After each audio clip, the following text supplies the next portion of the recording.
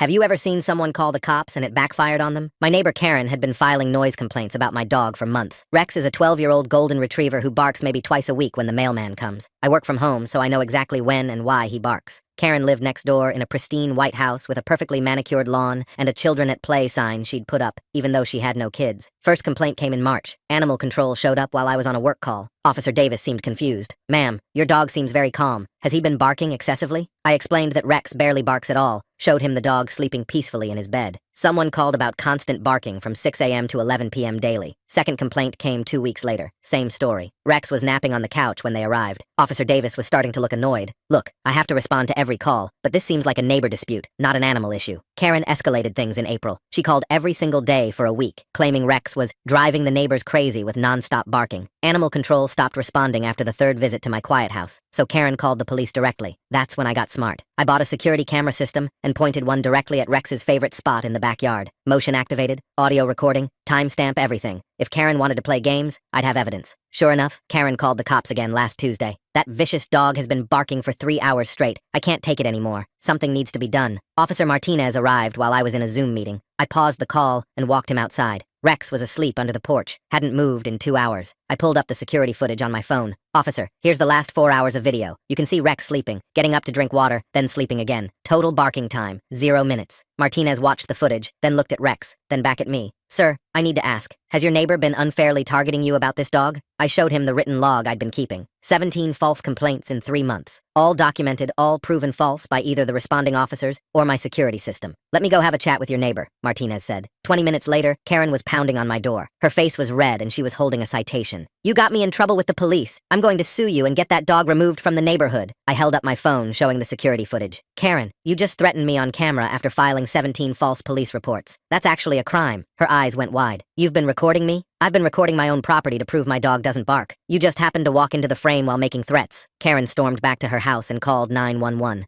I watched from my window as she paced her driveway, gesturing wildly. 30 minutes later, Officer Martinez was back, but this time he walked straight to Karen's door. Turns out filing false police reports is a misdemeanor. Karen got arrested, paid $2,500 in fines, and had to complete community service at the animal shelter. The best part? Rex slept through the entire arrest.